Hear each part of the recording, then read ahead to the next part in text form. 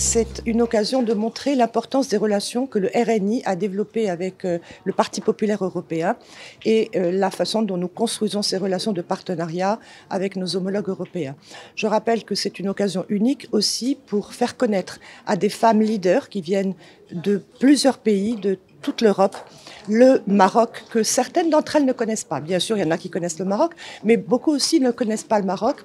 Elles ont été subjuguées par ce qu'elles ont vu et ça a été aussi l'occasion pour nous, hier, dans les premières réunions, de leur montrer le Maroc en marche, le Maroc en développement, toutes les grandes initiatives, toutes les grandes réformes et tous les grands programmes de développement qui ont été menés grâce à la vision éclairée de Sa Majesté et grâce à ses orientations, de montrer un Maroc en plein développement, un Maroc qui affronte également ses défis par le biais de réformes sur un certain nombre de plans.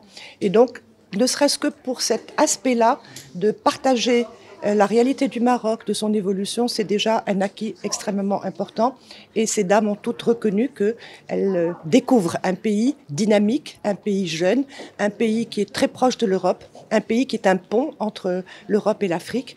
Et c'est une occasion, dans le cadre des thématiques extrêmement importantes qui sont discutées ici, puisque ça tourne autour du voisinage avec les pays du Sud et les pays de l'Est, et sur des questions extrêmement fondamentales comme la sécurité et la défense, l'énergie et le climat, et la démographie et l'économie.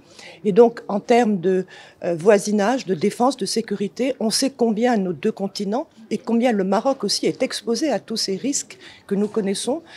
Il y a énormément de défis auxquels nous sommes confrontés, non seulement l'impact des guerres régionales, mais également toutes les ruptures technologiques qui sont en train de faire bouger un certain nombre de questions, mais également tous les problèmes d'immigration illégale. Et nous avons vu le drame que nous avons connu au niveau de notre pays il y a quelques semaines et auquel nous faisons face parce que nous sommes un pays qui construit la durabilité, la paix et la sécurité dans la région. Et le Maroc a toujours été engagé dans une politique de voisinage qui vise le renforcement des relations politiques, économiques et pour créer une zone de prospérité et une zone de stabilité. Et nous y contribuons beaucoup par un certain nombre de politiques et notamment vis-à-vis également de l'immigration. Le Maroc n'est plus un pays de passage mais un pays d'installation de beaucoup de migrants des pays subsahariens et nous avons lancer une politique extrêmement importante d'intégration de ces populations qui montre l'esprit de solidarité de notre pays. Alors tout d'abord, je voudrais exprimer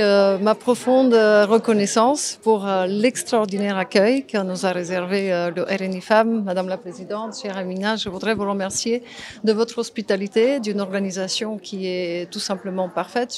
Je crois que nous avons eu de belles académies d'automne, mais peut-être celle du Maroc maintenant est en haut du classement. Donc je voudrais tout simplement remercier pas seulement de l'accueil chaleureux, mais aussi de souligner à quel point, pour nous, le Maroc est un partenaire stratégique.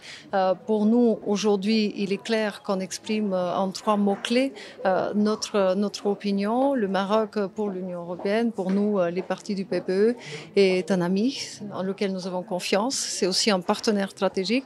Je me réjouis que pendant cette Académie d'automne, nous avons la possibilité ensemble avec le Maroc, d'une part de mettre en avant les bonnes pratiques parce que le Maroc a de l'expérience. Aujourd'hui, nous sommes en train de parler de sujets d'importance majeure tels que la stabilité, la sécurité, mais aussi l'énergie, le climat, la transition numérique.